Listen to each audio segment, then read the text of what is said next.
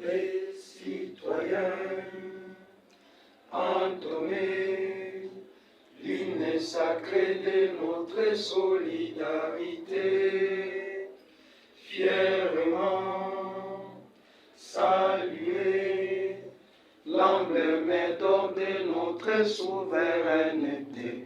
Congo, don béni, Congo, désaillé, Congo, ô pays, Congo, bien-aimé, Congo, nous peuplerons ton soleil. Juin au doux soleil, 30 juin, dit 30 juin, jour sacré, sois les témoins, jour sacré de l'immortel, serment de liberté, que nous léguons à notre postérité pour toujours. Merci venu. Il s'agit d'un point de presse et non d'une conférence de presse. Donc, pour ce faire, nous allons vous lire notre déclaration qui constitue la position de Alerte RDC prise à l'issue de 3 journées de réflexion et d'échange par rapport à la situation, notamment la question électorale et la situation sécuritaire dans notre pays.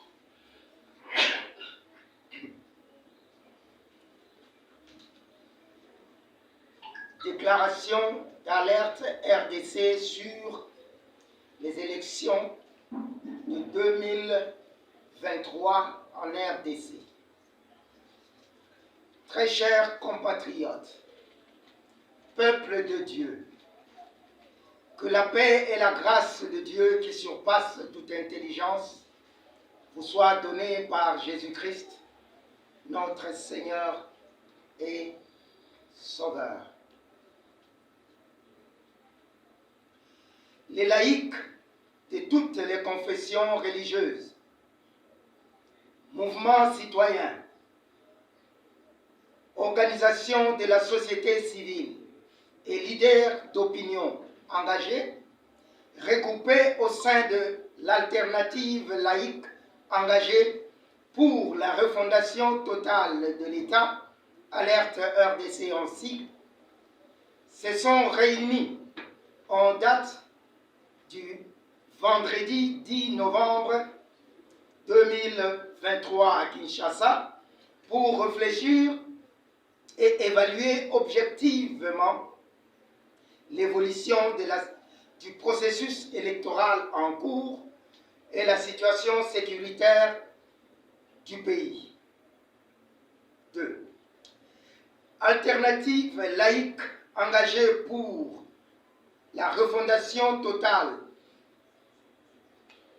de l'État porte une attention particulière au processus électoral en cours qui doit être crédible, transparent, inclusif et dans un climat apaisé. La Constitution de la République du 16 février 2006, telle que modifiée à ce jour, renseigne dans son exposé des motifs que depuis son indépendance, le 30 juin 1960, la République démocratique du Congo est confrontée à des crises politiques récurrentes dont l'une des causes fondamentales est la contestation de la légitimité des institutions et de leurs animateurs. À cet effet, Alerte RDC est profondément préoccupée par, d'une part, la nécessité légitime d'organiser les élections dans le délai constitutionnel et d'autre part, l'éventualité d'une crise politique résultant des élections mal organisée qui enfoncerait davantage le pays dans l'instabilité. Il ressort des analyses et enquêtes menées par Alerte RDC sur terrain ce qui suit. 1. Le non-enrôlement des électeurs dans certaines zones à conflit, dont en Ituri, au nord Kivu, au Kwango, au Maïndombe, malgré la volonté exprimée de la CENI. Le retard de publication des listes des électeurs dans des centres de la CENI. Les défis liés à la logistique et au déploiement des kits électoraux sur toute l'étendue de la République. 4. Les vérifications encore en cours à ce jour des anciennes machines à voter opérationnelles au niveau des antennes de la CENI dans différentes provinces. Le non-respect des délais des opérations prévues dans le calendrier même de la CENI.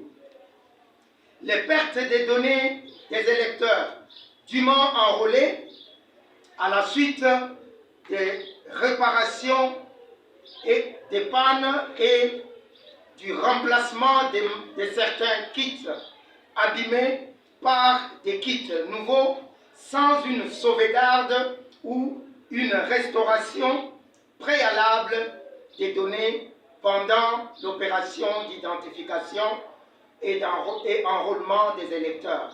Ceci ayant une incidence négative déplorée pendant la livraison des duplicata. La problématique liée à la livraison des duplicata. 8. L'incertitude dans les propos du président de la CENI qui ne rassure pas l'opinion quant au montant exact perçu pour l'organisation des élections, l'imprécision sur les équipements commandés et leurs coûts, des éléments qui contribuent à alimenter la méfiance sur l'institution et la fiabilité des opérations qu'elle mène. 9. La non-inclusivité et le manque de consensus décrié par certaines parties prenantes au processus. 10. Une jurisprudence souvent évoquée par certains acteurs politiques hauts et hauts responsables du pays, celle de 2006 qui, à coup sûr, risque de nous faire basculer vers un recul et causer la fissure du tissu socio-politique national, une expérience sombre à éviter en vue de préserver la paix, l'unité, la cohésion et la concorde nationale. Toutes les irrégularités évoquées ci-dessus poussent Alerte RDC à dire rationnellement que la CENI n'est pas prête à organiser ce 20 décembre 2023 des élections dignes de ce nom. À cela s'ajoute le climat en constante crispation avec la multiplication des enlèvements et arrestations arbitraires et injustes des acteurs politiques de l'opposition, des activistes pro-démocratie et des journalistes ayant une une opinion contraire à celle du pouvoir. Le cas du regretté honorable Chérubin Okende, de l'honorable Mike Mokebai, de l'homme politique Salomon Idi Kalonda Dela, de l'activiste pro-démocratie King Moa Micho, du journaliste Stani Bouja Kera, à titre illustratif, dont Alerte RDC exige la libération sans condition. Appelle les acteurs politiques de la majorité et du pouvoir, de la majorité au pouvoir et de l'opposition, et la société civile, ainsi que les confessions religieuses, à envisager une période extra-constitutionnelle pour éviter un éventuel chaos du fait des élections organisées dans la précipitation. Alerte RDC transmettra la proposition y afférente à qui de droit. Il n'y a point de honte à revenir au bon sentiment avant qu'il ne soit trop tard. Alerte RDC rappelle ici un conte de chez nous, celui de Kapwepwe. Puisqu'il avait honte de revenir au bon sentiment, il fut enterré vivant.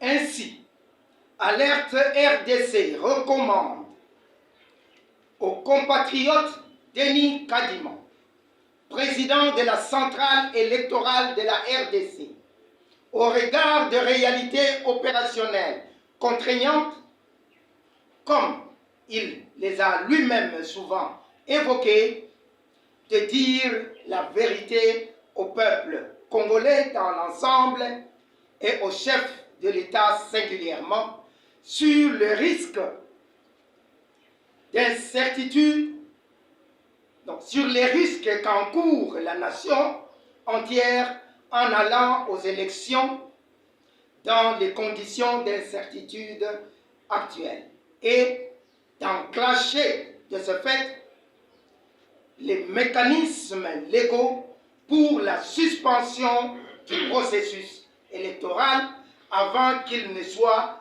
peut-être trop tard. Faute de quoi, il serait tenu strictement et personnellement responsable de toute situation malencontreuse pouvant surgir. Alerte RDC et le peuple congolais n'attendront pas les sanctions internationales pour réclamer justice. Même un train en marche face à un obstacle s'arrête avant de repartir dès que les conditions deviennent favorables. C'est la voie de la sagesse, une sagesse bantoue qui a traversé les frontières et les âges. 2. Au gouvernement de la République, le ministre des Finances, en l'occurrence, de fixer l'opinion sur les allégations concernant l'exécution du plan de décaissement des fonds destinés à l'organisation des élections. Au président de la République, chef de l'État, garant de la nation et du bon fonctionnement des institutions, avec l'expression de nos hommages les plus déférents, d'user de toutes les prérogatives constitutionnelles lui dévolues pour rassembler toutes les filles et fils du pays afin de réfléchir ensemble sur la situation globale du pays des options conséquentes susceptibles de recréer le climat de confiance mutuelle et renforcer l'unité et la solidarité nationale. 4. Au peuple congolais de demeurer vigilant, à l'écoute et prêt, mais surtout de ne pas céder aux manœuvres belliqueuses des politiciens qui, l'expérience plutôt récente, nous renseigne qu'ils n'ont en bouche toujours que le nom du peuple, alors que le cœur dans le cœur tout à fait autre chose, à savoir leur ventre, leur poche, leur famille biologique, avant tout et exclusivement. Ceci doit cesser et ceci va cesser pourvu que le peuple congolais prenne conscience. La République démocratique du Congo et son peuple dans la solidarité et la fraternité avec les autres peuples amis du monde.